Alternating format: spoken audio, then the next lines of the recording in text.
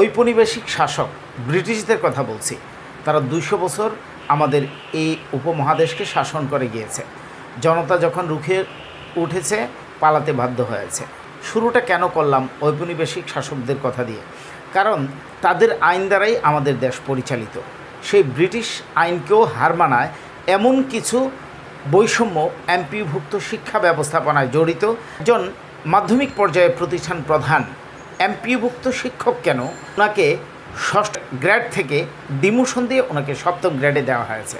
অথচ শিক্ষার 97 থেকে 98% দায়িত্ব পালন করছে এই এমপিভুক্ত শিক্ষা ব্যবস্থাপনা। মাত্র 3% বা 2.5% সরকারি প্রতিষ্ঠানগুলো সেই দায়িত্ব পালন করছে। সরকারি প্রতিষ্ঠানের প্রতিষ্ঠান প্রধানরা কিন্তু ম্যানেজিং কমিটি নামক ব্রিটিশ শাসন দ্বারা পরিচালিত হয় না। একজন প্রতিষ্ঠান প্রধানকে ম্যানেজ করতে হয় যে ম্যানেজিং কমিটি কী জিনিস। তাদের সদস্যরা এসে প্রতিষ্ঠানে এসে বলে যে দরজাটা খটখট করছে, পাল্টাতে হবে, গেটটা পাল্টাতে হবে, আস্তরগুলো কালো হয়ে গেছে, আবার নতুন করে রং করতে হবে, একটু মোজাইক করতে হবে, টাইলস লাগাতে হবে, বিভিন্ন ধরনের রিকোয়ারমেন্ট তারা নিয়ে আসে। প্রতিষ্ঠান প্রধান যদি কোনো ক্রমে প্রতিষ্ঠানের দিকে খেয়াল করে উনি যদি দ্বিমত পোষণ করেন, তার উপর হাত তুলতেও তারা দ্বিধাবোধ করে না। আমরা এই ব্রিটিশ শাসন থেকে মুক্তি চাই।